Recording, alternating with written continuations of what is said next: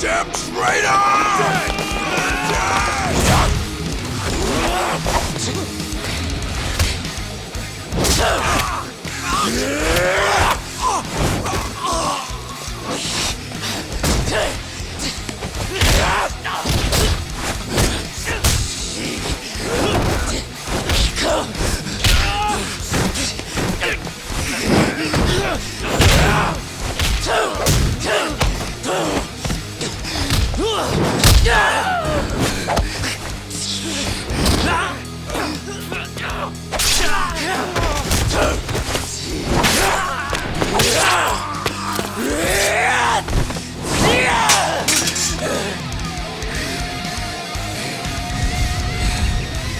You either move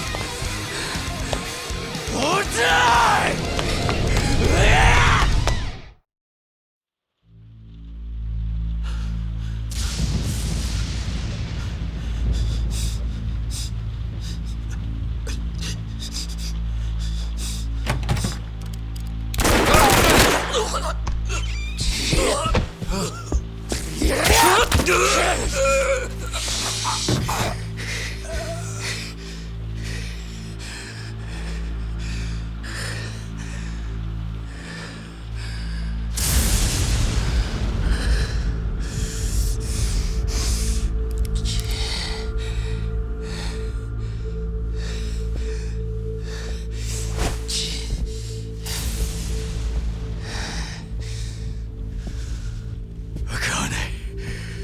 Where is she, old man?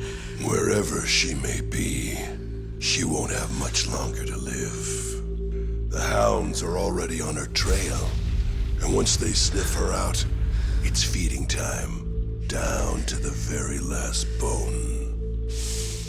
Whether I live or die makes no difference.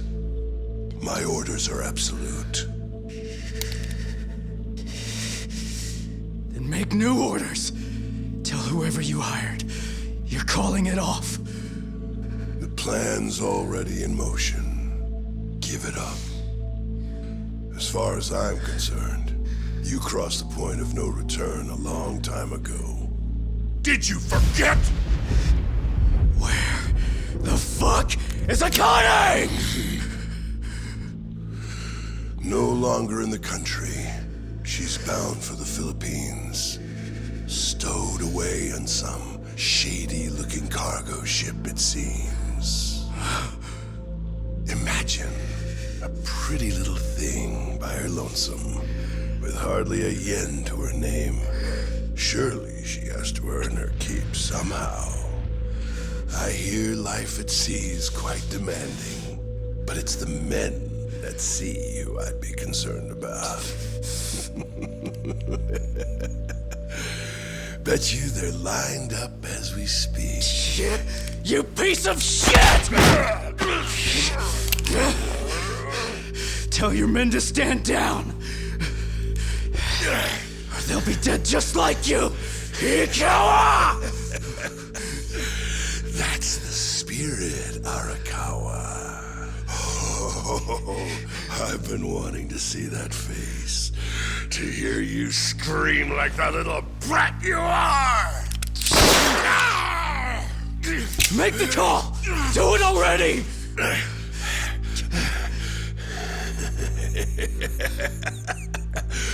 One really has to wonder, though, how bad is your bitch holding up?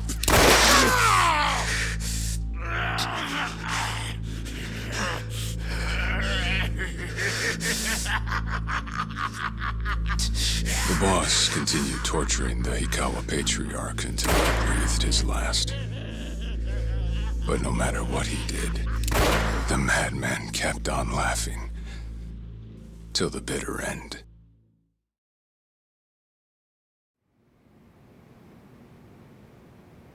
And in the end, he never found out where Akane-san was. And now he had no chance of calling off her pursuers. But wait, he knew she was headed for the Philippines, right? There had to be something he could do. There was. He flew to the Philippines as soon as possible, and once he formed his own family, his subordinates joined the search. But nothing ever turned up, and the years just kept passing by. He came to believe that if Akane-san were alive, she would have contacted him. That day never came. So he and the rest of us assumed the worst. Though no one ever said it out loud.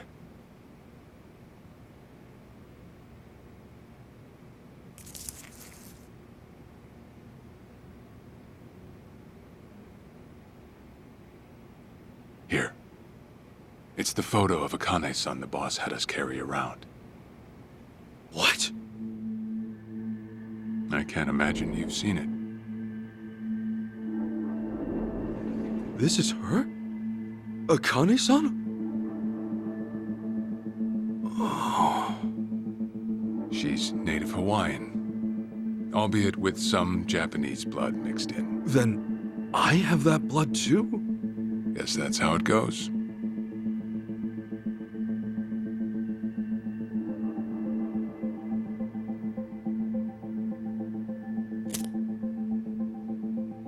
Ten years had passed since Akane-san went missing. Then, one day the boss got an emergency call. It was from an officer of a Filipino group we had dealings with. He found a girl in Hawaii who looked just like her. Then that mean maybe she moved back home at some point. Yeah, we'd been looking at that angle too, as you might have guessed. But the boss never knew where exactly in Hawaii she was born. That might be why we still came up short.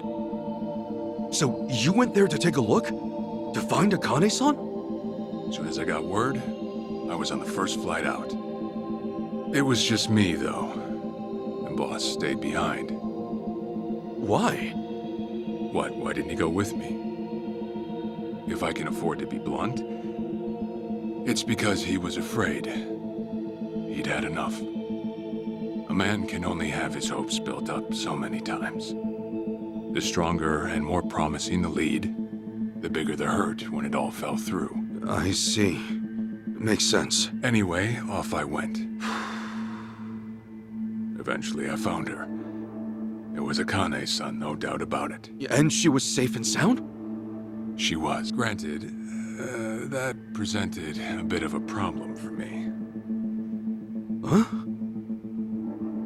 Say all went well, and she returned to the boss.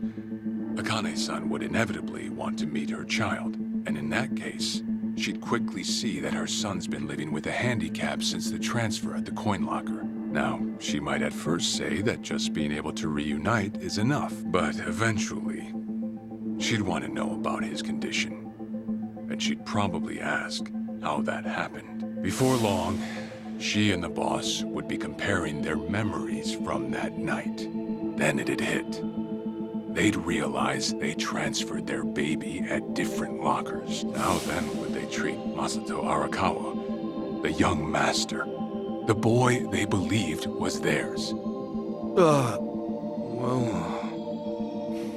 No one truly knows what would have happened. But I did know this. As long as Akane-san kept out of Japan, everything here'd stay the same. Neither I nor the young master would have to suffer. Wait, then you flew out to Akane-san too?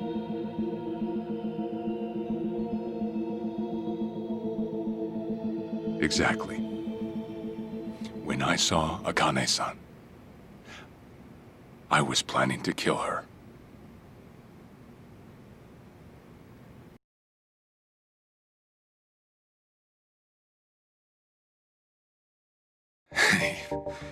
Even I couldn't help trembling. I had every intention to get rid of the woman the boss loved. However, I ended up walking away, all thanks to something she said. If anyone asks, I've been dead a long time.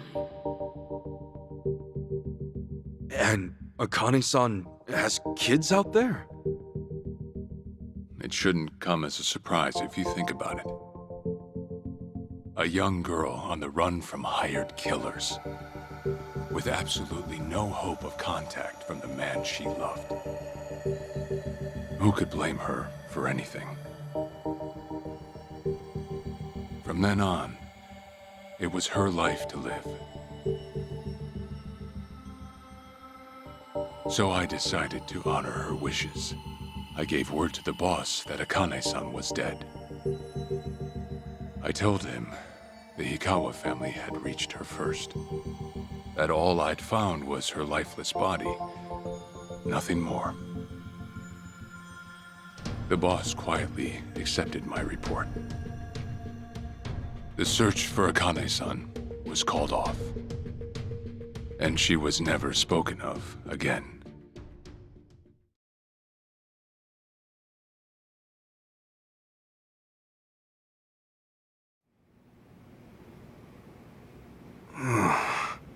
After that, I stayed in contact with her, though sparsely.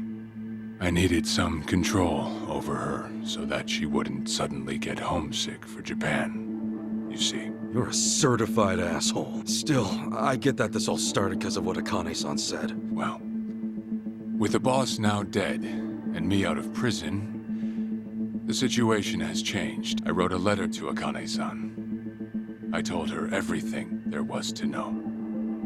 How I betrayed the boss, and that Ichiban Kasuga, the boy who grew up in a soapland, was her child. Ironic, isn't it?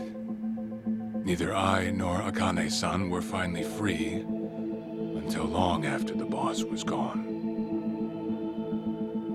Anyhow, Ichi, Akane-san, she tells me she wants to meet you.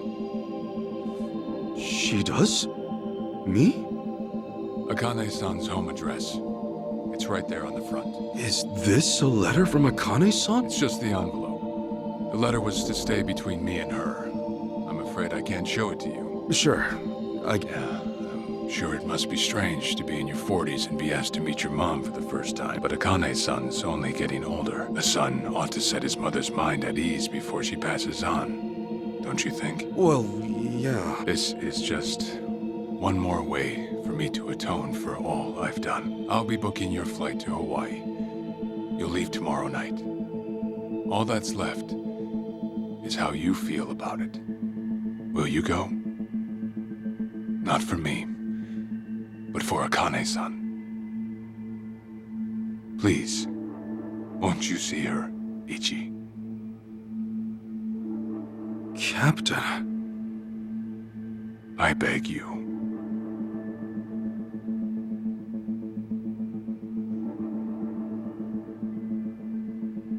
You know, I never thought I'd see the day you bowed your head to me, all right? I'll go see her. Well, I would have killed you if you'd said no.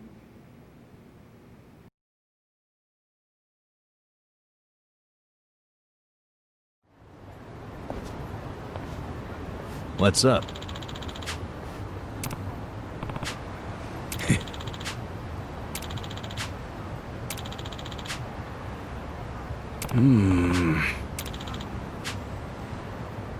Yeah.